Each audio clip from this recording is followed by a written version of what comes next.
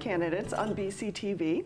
I am your host, Olga Peters, and I want to introduce to the show our latest candidate, Bruce Busa. He's an independent candidate running for the U.S. Senate in Vermont. Thank you for joining me, Bruce. Thank you, Olga.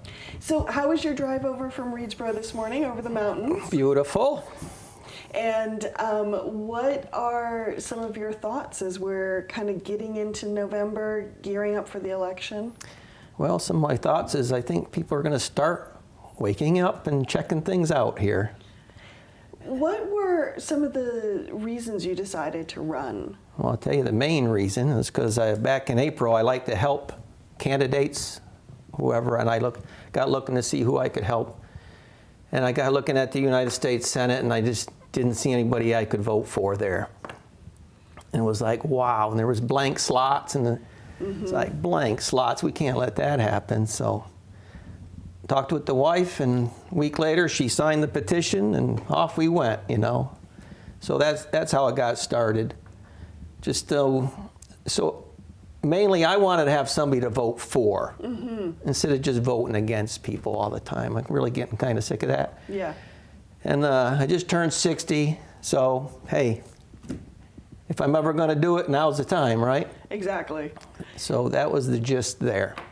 Now, will this be your first, if you win, will this be your first official office that you've held, or have you served on the select board, school board, anything? I did the school board 3 years in Reedsboro.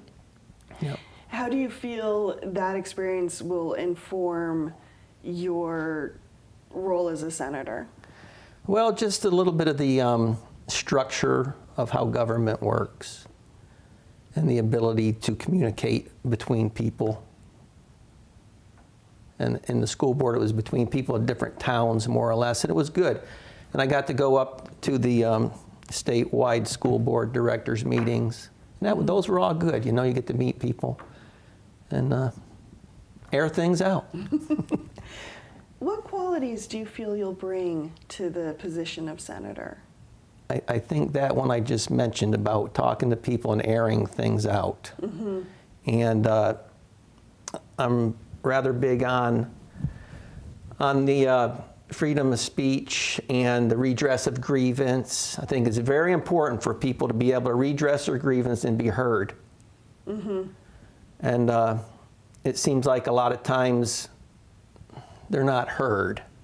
So what happens is they speak louder, you know, and then louder and louder. And my goal would be to reinstitute communications.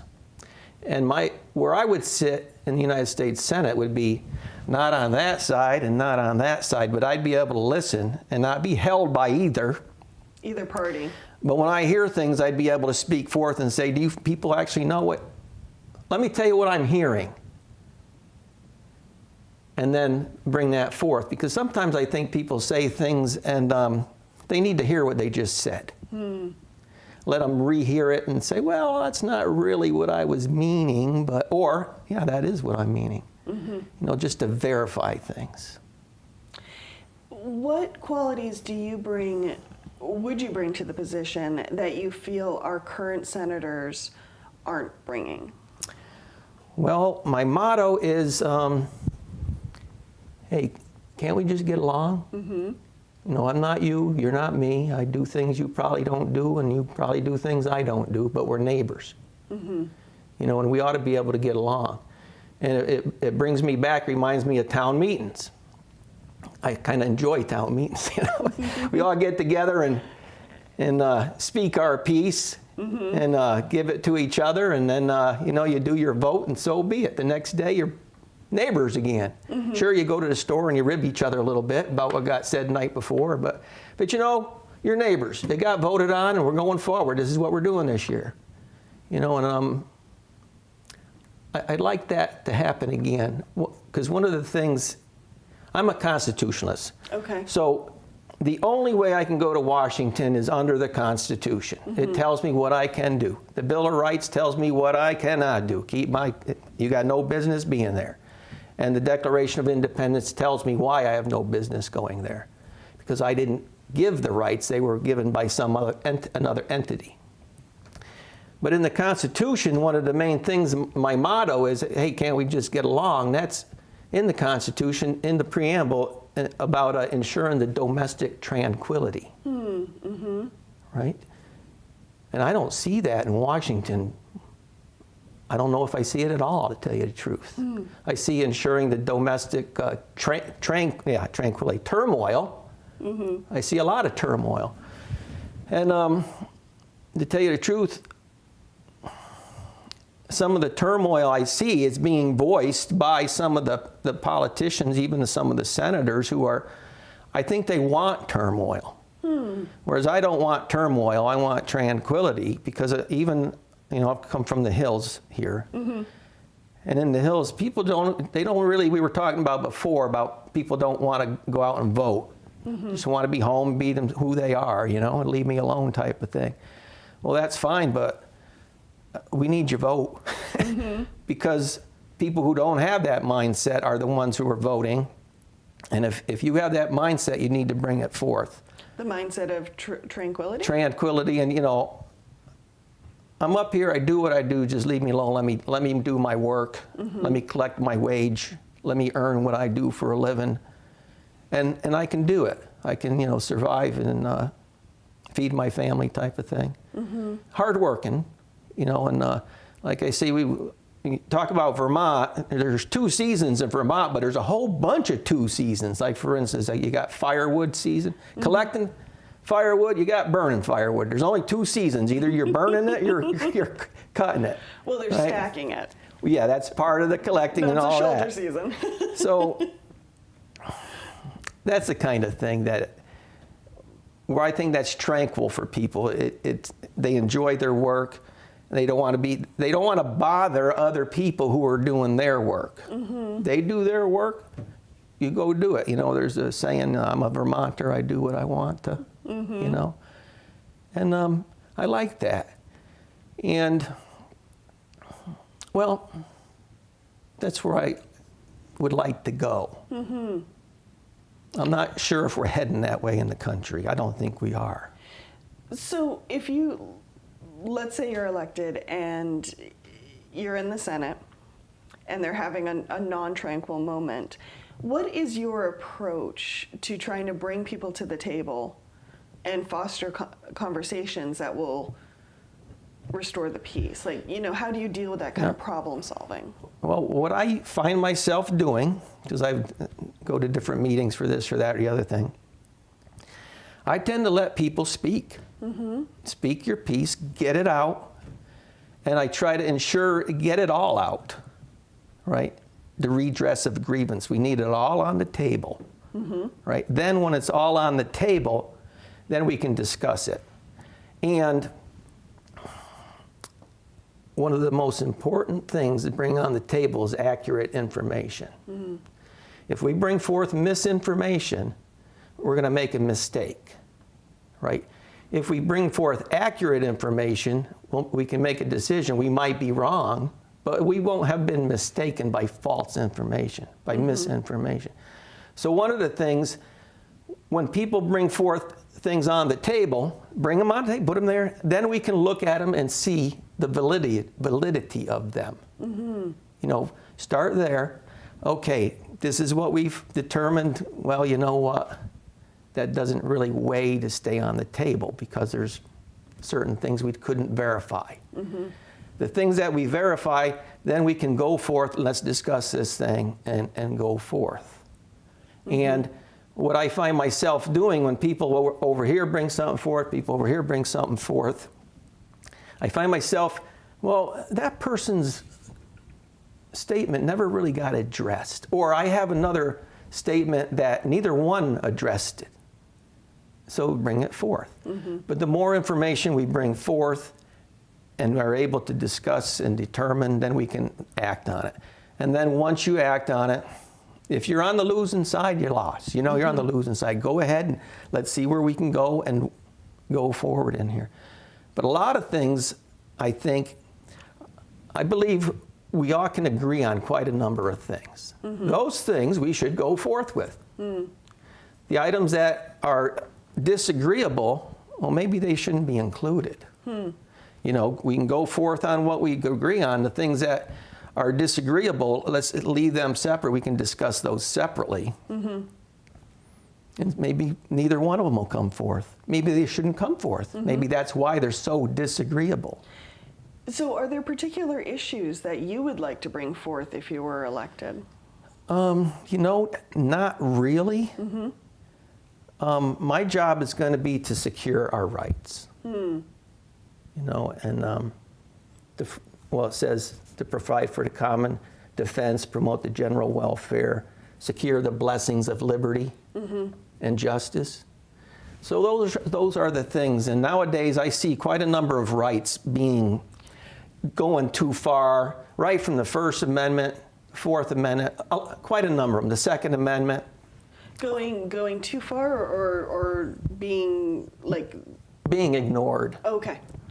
So I'll give you, for instance, I should read it so I get it perfectly correct.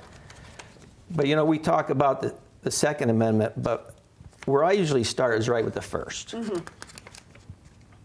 Congress shall make no law respecting an establishment of religion or prohibiting the free exercise thereof. Mm-hmm. So we hear a lot about no law respecting an establishment of religion, but I very seldom hear or prohibiting the free exercise thereof. Mm-hmm. So I think that's one example. That's both sides of a situation.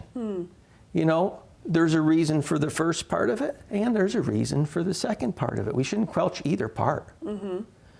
And I think it would work if we let both things happen.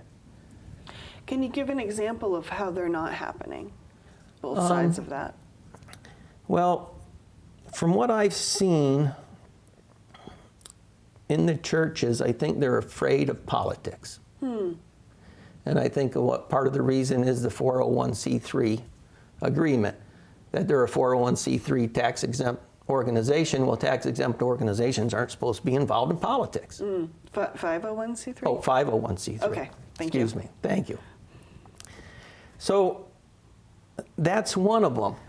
And, you know, you can get into the whole discussion, well, why are you even there, type of thing, or whatever. But it has really quenched the speech of a whole tier of people. And I'd like to hear from them, you know, because I like challenging things, and if I don't hear something, I can't really challenge it. Okay.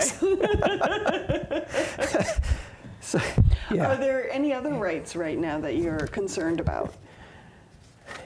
Well, abridging the freedom of speech. Okay. Political correct speech. You can't say this, you can't say that. You got to say this, you got to say that. It's like, can't we just say what we're going to say and go on with it, you know? And, you know, that leads into the whole thing of offending people. Well, if you offend people, you just shut down the mode of communications because they're not going to hear anything else you have to say. So speaking with a soft tone of voice, and I'll give you an example of this. When I go somewhere, and I was in New York City once for an event, and I was going down the street, and there's somebody talking on a bullhorn, and I heard something he said hit my ear, but then I started trying to listen to what he was saying, and I just couldn't understand what he was saying. It was just too loud, you know? And it kind of just, I was trying to hear what he was saying, but I just couldn't, it was too loud. So too loud defeats the purpose. You know, so when you're communicating, it's got to be open so people can hear and so people can return.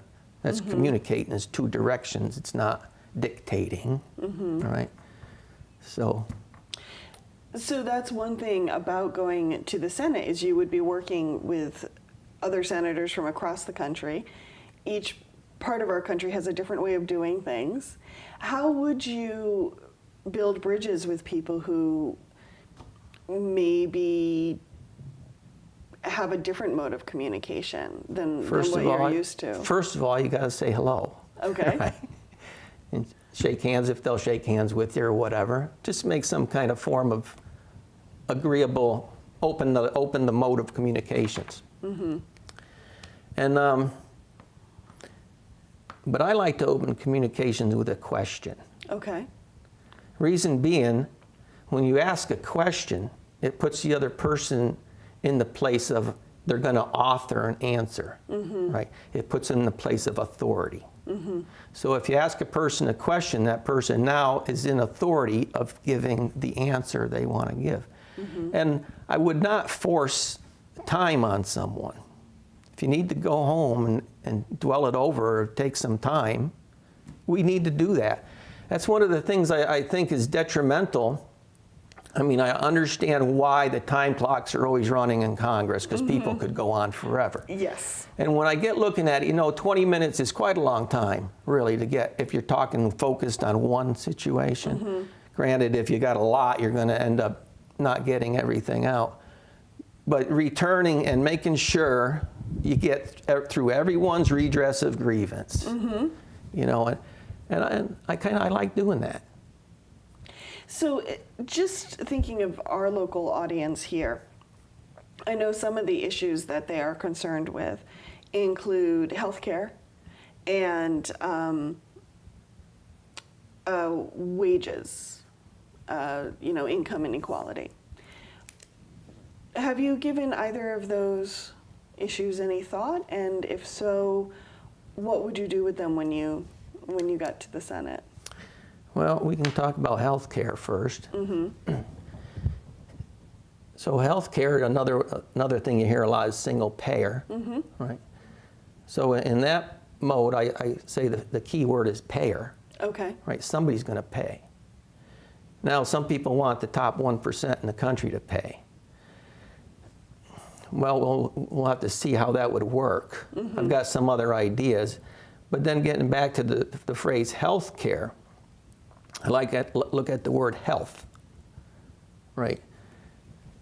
What we see being debated, health care, is really sick care. So I would like to separate health from sickness, from illness. Because, our big expenses is when we get ill. That's where the expenses are. Health care actually is also expensive also. And health care, in my definition, is eating right, drinking enough water, clean water, good water. That's part of the problem with a lot of our health is contaminated foods and contaminated water, contaminated air, right? What we breathe in is going to come in here and is going to affect things. So understanding how the body works, right? We can get into talking about health class in school. And this is one of the things I think we should cover is how does the body function? The whole immune system, the whole digestive system, how it creates and your body grows from what you eat, and how what you eat can keep your body from growing, and the whole gamut of how what we put in our body affects us. And we can get right into the whole GMO subject, which we don't know if that's actually food or a factory thing, which Vermont's doing really good at, by the way. And organic farming. We do organic food because we think it's real food. Pesticides, GMOs, pharmaceuticals, we branch them all in a similar category, right? Pesticides will make you sick. Well, think of what they're doing. They're killing bugs and biology, right? Well, what do you think they're going to do when you take them in your body, right? They're going to affect your life. So looking at that and seeing what affects what, right? You have certain things you fertilize your food with and plant this seed because this seed is designed, engineered, so it can grow while everything else in the field is going to die. Right? So what, are you going to put that in your body? So that is one of the main things with health. Looking at health and getting people healthy, we could get rid of a lot of our expense in the sick department. So primarily, we need to know what health is. And we need to know how our bodies work. And we need to feed it. We use herbs, oils, and different things. Even breathing air and good water is a major. So that's the health aspect. And then dealing with that separate, and then dealing with the sick aspect. Now, what happens in the sick aspect, a lot of times, one of the things I see missing is during the process of recovery from a sickness, you're going to get put on pharmaceuticals. Mm-hmm. So I like for people to be back on life. So the herbs and all, mm-hmm. and the naturopathic medicines. And there's a gap, just like in everything else in this country, right? Mm-hmm. Naturopath versus allopath, separate. Right. I really disagree with that concept. I really believe that the allopath, when you broke and you're helping you mend, at some point they need to help you get back onto health, mm-hmm. and work together instead of apart. Okay. What about wages and concerns around income inequality in this country?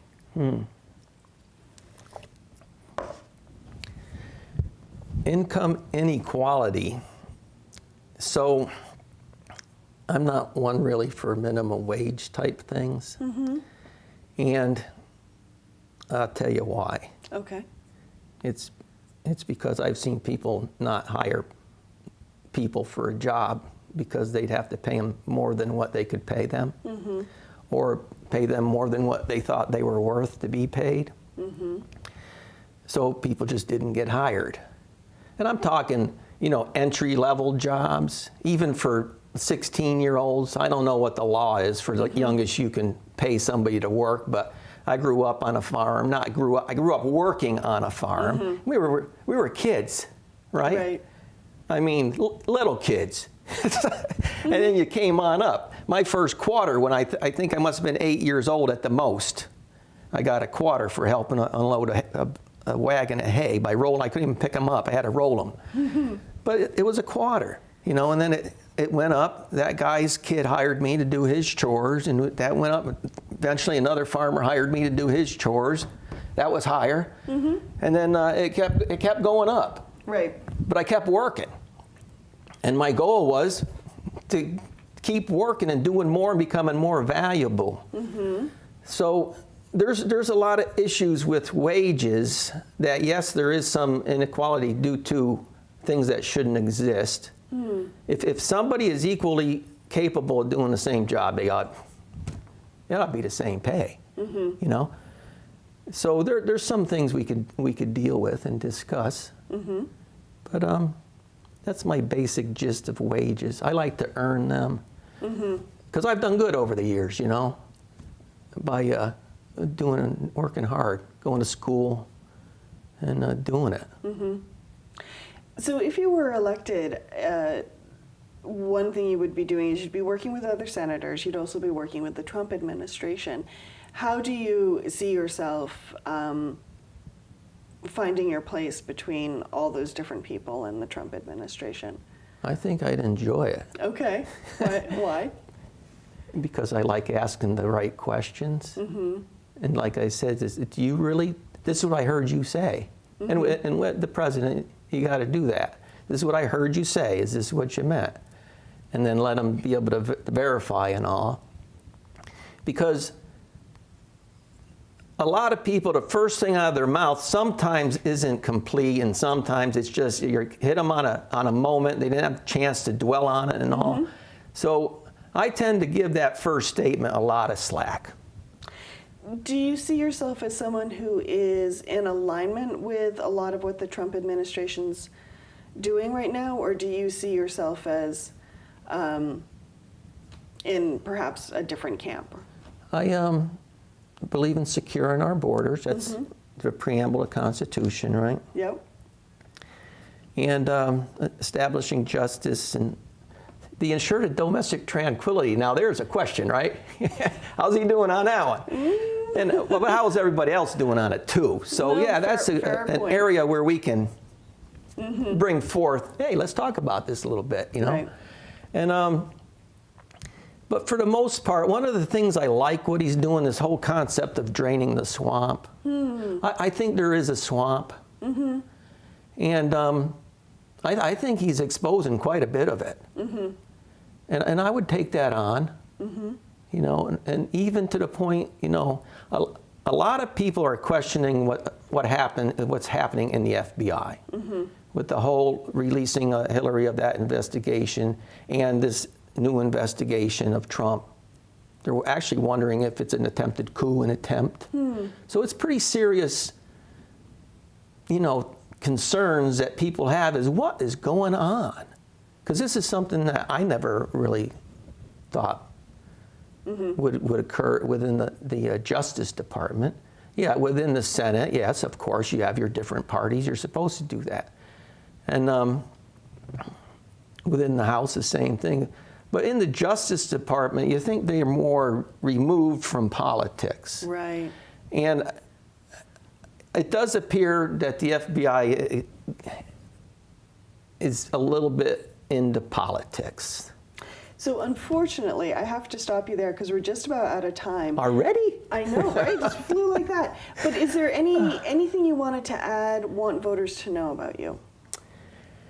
Well, we didn't even get in the Second Amendment, but I'm a Second Amendment pro person. And the other main reason is the school shootings. That's one of the reasons that I've gotten into this, because root cause analysis. We got to look beyond the gun thing. There's something else going on that's really vital to solving this situation, and we need to go there. And I'm willing to go there, and we need to go there. Well, Bruce Busa, thank you very much for being on Meet the Candidates today. Sorry we ran out of time, but if people want to learn more about you, they can find you on Facebook. Bruce Busa is my Facebook page, and Bruce Busa on YouTube. Good luck in the campaign. Both of those, and yeah, check me out because I do quite a bit of videos, and I really get a lot out in those. Thank you. Thank you. It was nice talking to you.